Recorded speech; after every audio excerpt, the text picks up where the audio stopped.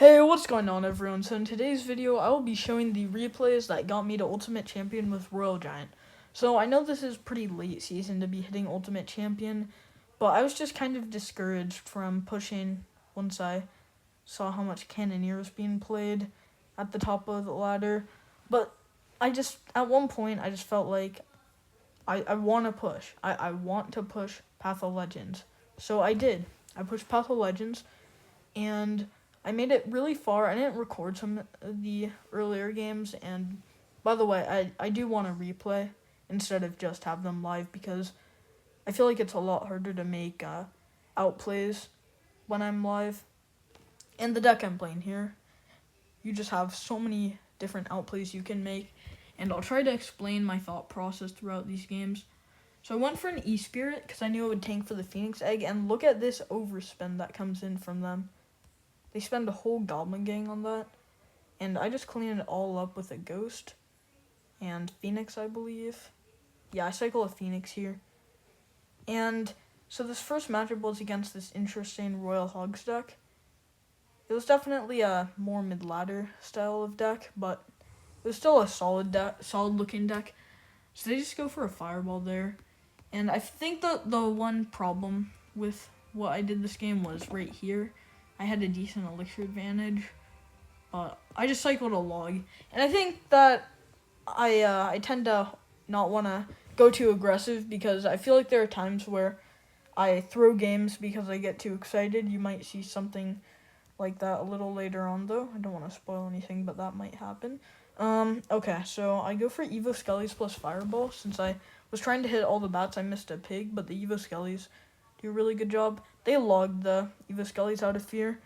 I see a lot of people overcommit against Evo Skellies because they don't know if they'll hit tower or not, and they don't realize that they aren't as strong as they used to be in that way, which is nice. I feel like they shouldn't always be able to hit tower. Anyways, you can use Cannoneer in this deck, but I think that if you have been watching my videos for a while, you'd know how I feel about Cannoneer. I don't even have it all the way leveled up. Okay, so the Royal Ghost just barely takes out the Evo Firecracker. That was actually really huge. So I go for a Royal Giant, because I'm like, oh, I can Fisherman to predict a mini P.E.K.K.A. But I'll be honest, I wasn't really paying attention to what Evos they had, because I thought that they had played like one Valk or something. Yeah, I don't know what was going through my head at that point, but I failed to know when they had Evo Valk in cycle. I was trying to predict a mini P.E.K.K.A, but didn't end up working out very well. And here, I go for a Fisherman, and look at the value that it gets. It takes out the Spear Goblin. It pretty much takes out the Valkyrie, so I can just get a Fireball in the Firecracker. However, this is where things start to go downhill.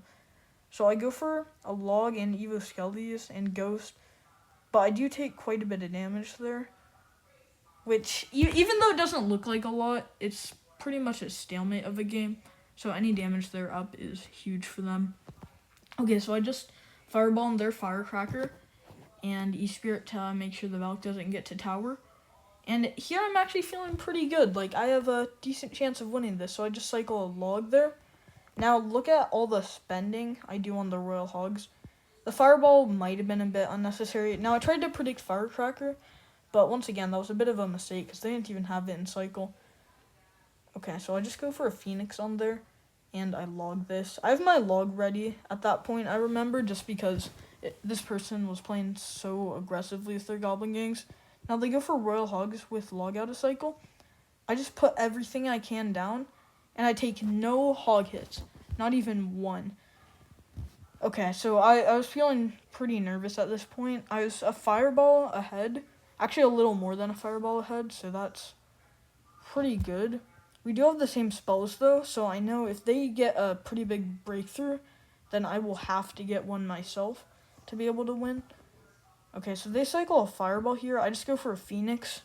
And I gotta say, I was a bit nervous here because I was, yeah, I don't know. I just felt a bit nervous. But then I go for a good log, and that is game pretty much, unless they can get something good going. I go for a Fireball to predict Royal Hogs and to get rid of their threat at the bridge. And I just go for log, E-Spirit. I Fireball in the Evo Firecracker. I go for Skellies. The Fireball does take them off, but it's not enough. And that was game. really, well, a pretty close game there. It was kind of a stalemate for a lot of it, but I think I played really well, and yeah, I felt pretty good about that win. Okay, so this game was the game to hit Ultimate Champion. I did play another game after that, but this person had a really strange Goblin Giant Sparky Prince Tesla deck. It's weird, because normally this close to Ultimate Champion, there are a lot of decks that make a bit more sense. So this was such an awkward start, because I didn't have anything that I wanted to cycle. As you can see, I fireballed there, because I knew I could get a King activation against the Goblin Giant, E-Spirit to retarget it to the Fisherman. Yeah, it doesn't work out the best, because they do go for a zap, and I have to leak a lot of elixir, but overall, I think it is pretty huge to get King Tower activated against Goblin Giant, because the Evo Goblin Giant's goblins are so much easier to deal with. They're almost like skeletons when you have the King Tower activated. So I go for skeletons there, and I have my log ready. As you can see, I'm hovering it, just in case they play any zap or arrows or something like that on my skellies. And so they go for a Tesla here, but look, I fireball, and look at how good of a spot I'm in. They don't have anything. They go for arrows. The E-Spirit takes out the guard, which allows me to get that extra bit of damage, which is pretty huge. I don't think that they zap, do they?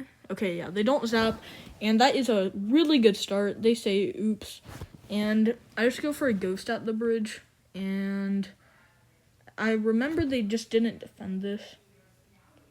I think that maybe they should have gone for a prince, but I think that they just want to take my tower. So I go for a phoenix in the back. I know if I defend this, I'll win. Like, there's pretty much no chance of me losing if I defend this. So I go for their Evo Goblin Giant. I go for a Fisherman. And even though this happened so recently, I can't remember exactly what happened. Oh yeah, I log, I E-Spirit. Really just amazing E-Spirit. I'm not trying to be too arrogant, but that E-Spirit was perfect. So I go for a Royal Giant because I've got Evo Skellies on the board. This Fisherman, though, it cost me quite a bit. So you know how earlier I was talking about not getting too excited and going too aggressive? Well, I kind of messed up here. I was trying to predict a prince, but they just went for Evo archers. And, okay, this was a bit lucky. The Fisherman does hook in the archer, but now I'm actually not in the best spot. So I go for a ghost. E-Spirit does not hit the archer, though.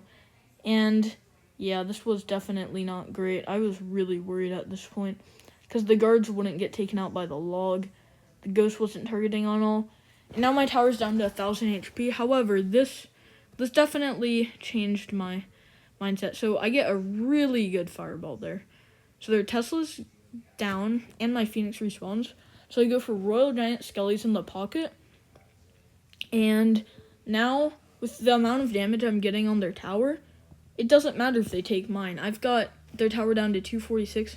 That's a fireball worth of damage. I might have even been able to take that, but I didn't want to take any risks. And I was just looking at the Goblin Giant. I didn't even see how low their tower was till the game ended. Anyways, I'll see you guys in the next match. Okay, so I was already at Ultimate Champion at this point, but this matchup, I just really wanted to showcase because they had Cannoneer. And I at first I thought that it was a mirror matchup because they played Bomber Phoenix. At least I thought they were playing RG. And the Goblins made me think that even more.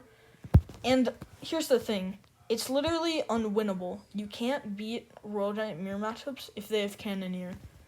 It's, okay, I guess you can, but it's so tough to win in that kind of matchup. And once I saw the bowler, I assumed it was going to be Royal Giant Bowler Cycle. Like, that deck was pretty good in the meta when Little Prince was first released. So I thought they were just still playing that in this day and age. So I go for a Fisherman to pull in that bowler, knowing that then the Phoenix would be really annoying. But it doesn't really work out very great because they just go for a Fisherman. And I do take a decent amount of damage. And yes, I'm still up 70 damage, but being down damage, or being at the same amount of health as a Cannoneer tower, when you have a deck Cannoneer is good against, is really bad of a spot to be in. Okay, so I'll just go for a log on tower. Okay. And now I cycle a ghost in the back. And now, actually, I think that this moment does go pretty well for me. So they go for a Phoenix in the back. my Ghost is about to take out their Bomber.